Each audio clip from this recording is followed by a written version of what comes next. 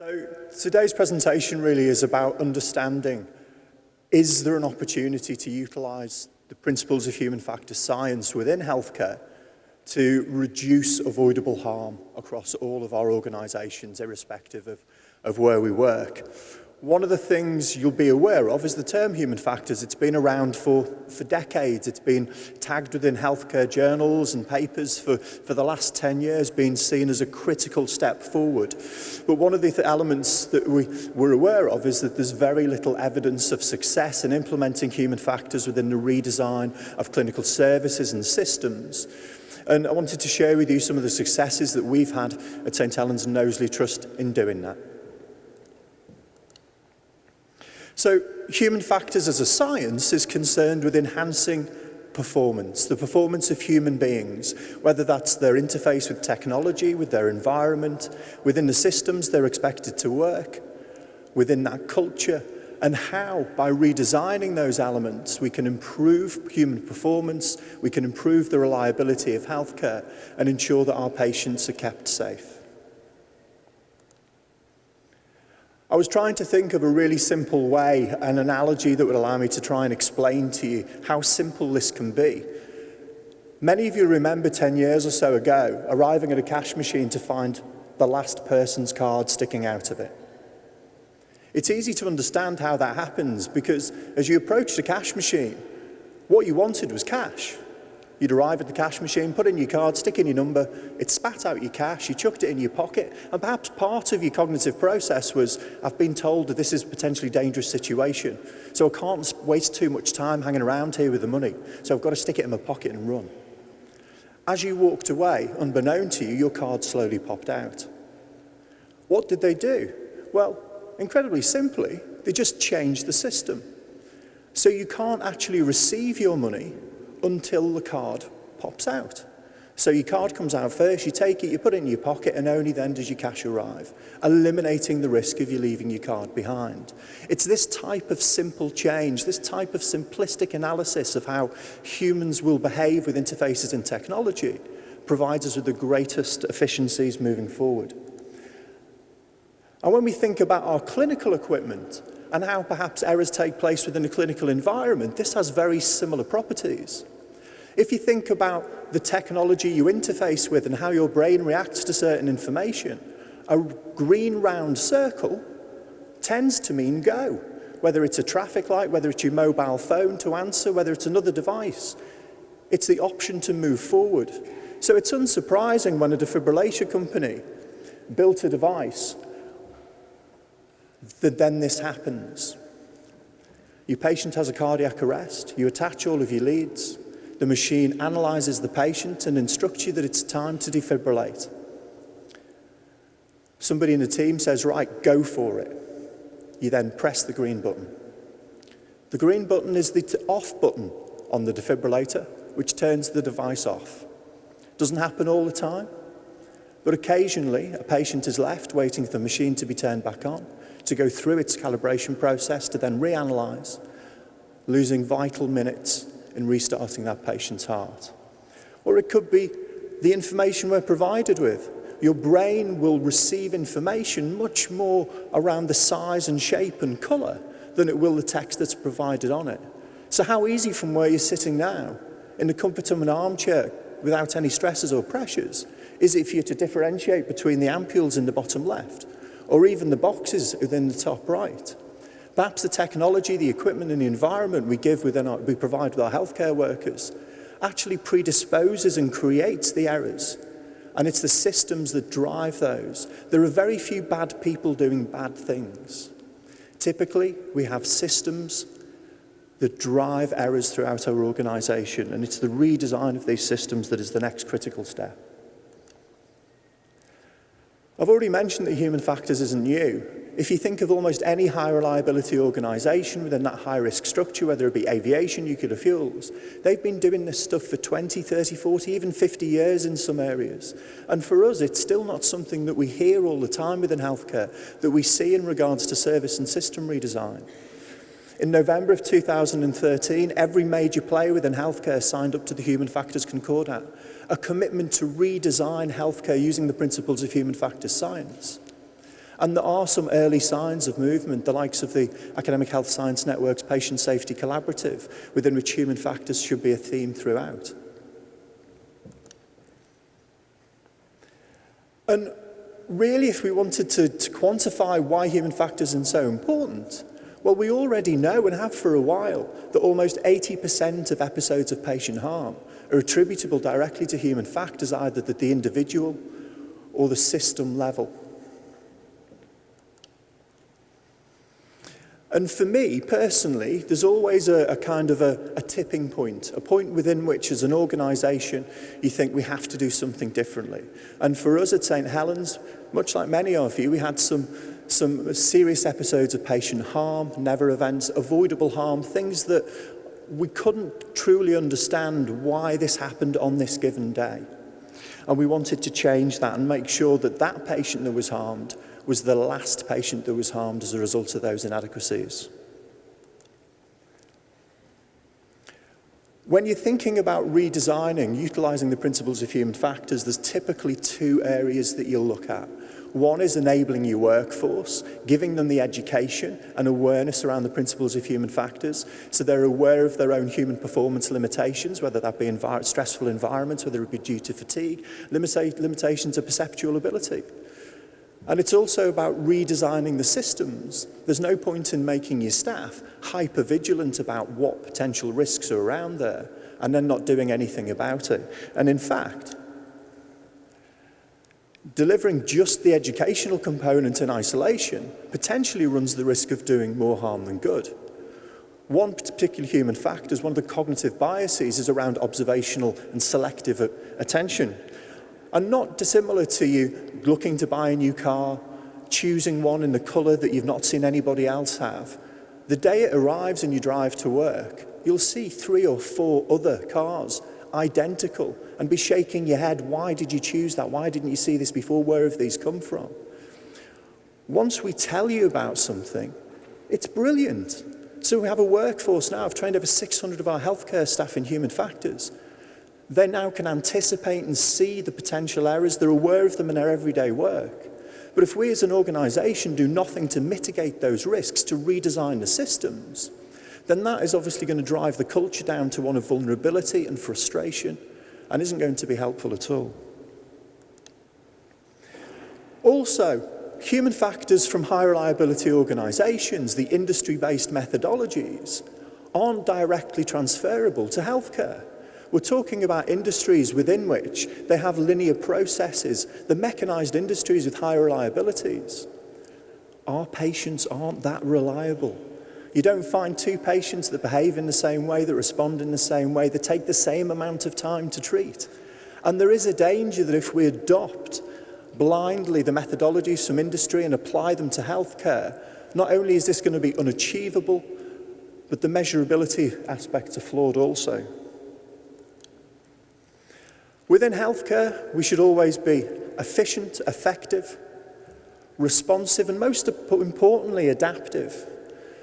Because applying any type of redesign to a system, especially with a safety focus, the one thing you have to accept is new ways of working creates new types of errors. You may push others out, but unanticipated new error streams will be brought in. And we see this when we transfer from the likes of paper-based prescribing into electronic prescribing, where a lot of the paper-based error systems are now disappeared, but we have lots of new error types that we hadn't anticipated or accounted for. So caution needs to be taken. And for me, it was about understanding the problem. And understanding the problem isn't about looking at a root cause analysis and seeing what people did. It's appreciating what drove those behaviours and why, in that given situation, with the information available to them, they decided to undertake that act or omission that led to that episode of patient harm. Because people don't come, we as healthcare professionals don't come to work to harm our patients. The best of people do make the worst of mistakes. So we analysed from a human factors perspective the root cause analyses. We identified what the triggers were, what the system failures were, right the way up through, even through the administrative systems that interjected inaccurate or misleading information that weeks or months down the line would lead a surgeon to slightly misunderstand which side or which particular part of the operation had been recorded. Simple administrative clerking type errors. I then observed the clinical practice of the teams. I looked to triangulate these errors and look at the probability and frequency within which these things happened on a day-to-day basis. And the reality being, for every one time a member of our healthcare workforce makes a tiny slip, they'll have compensated for the ineffective systems thousands, if not tens of thousands of times, which makes them feel even more frustrated and vulnerable when things do go wrong. I then looked to understand the relationships between those ineffective systems that drove the unwanted behaviours and the impact of those unwanted behaviours directly in causing patient harm, and understanding how we could redesign the systems to alter the behaviours to create a reliability within the delivery of safe healthcare. And it is true that when you redesign the system, you alter the behavioural response and you create a system within which you have a new reliability. But it's also true, and back to the cash machine, that we now in the UK have just over 3,000 people a year that take the card and leave the cash.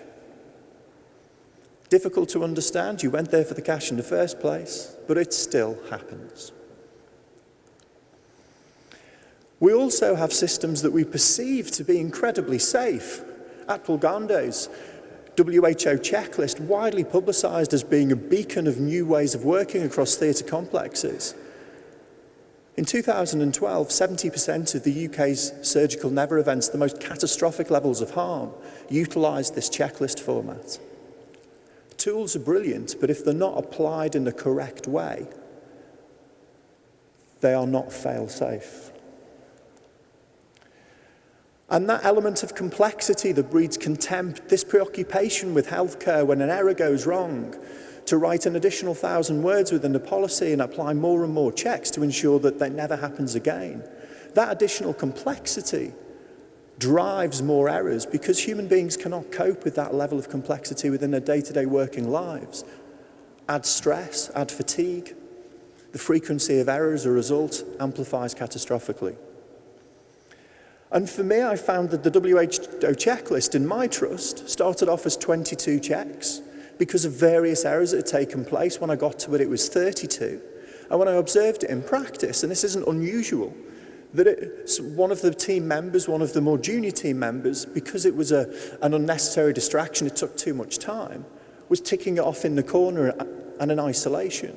And even in some examples, when we observed them actually missing something, so there was an element of a check that couldn't be confirmed, that wasn't fed back to the team, and therefore that team as a whole didn't have an awareness of that missing part of equipment or conflict within the information that they were having.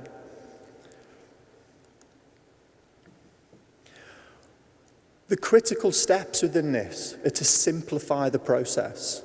Human factors is about making the systems, the technology, easier to do it the right way than it is to do it the wrong way. Removing and reducing the complexity, unnecessary duplication, etc. You also have to engage, you have to create a team, an empowerment model within that change process to ensure that each and every person values the tool, sees the benefits and adopts it with consistency and reliability. And then you need to pilot and refine. Some of the tools I'm about to show you, these are version 38. And we hit version 38 within the first 3 months of design. Being responsive and reactive to the needs of the workplace, the way that that team works to ensure that it fits into the way they want to work and doesn't add an additional complexity or burden to the working life. We created new ways of working. We asked them to stop and have a pre-brief to discuss as a full team exactly what they were going to do and how they were going to do it. And critically, to try and flatten hierarchies to make sure that anybody who had any concerns could raise them at any point, and they would be taken seriously. We also gave specific responsibilities, but we gave the responsibility not to an individual, as other checklists previously had, where there was a signatory. We decided that the team was responsible for that patient's safety, and if we gave them that team responsibility, we'd create a more cohesive appreciation of their responsibilities within the operating theatre. We also looked for critical steps and lessons learned from industry. During takeoff and landing in any plane, they have what they call a silent cockpit. There's no unnecessary communication, no risk of distraction unless it pertains immediately to the safety of the pilot and crew and passengers on the aircraft because of the effects of distraction and unnecessary noise. We implemented those types of systems within theatres to ensure that during the checking in and checking out processes, the periods of highest vigilance, that there wasn't any unnecessary distractions. And we also looked at debriefing. We looked at whether or not they could have a constant learning cycle of what went well and what could be refined moving forward to feed back into the processes and also to change the way that they functioned as a team. I like to think of my design philosophy as being almost Fisher-Price, and it looks as if they had a go at this, to be fair.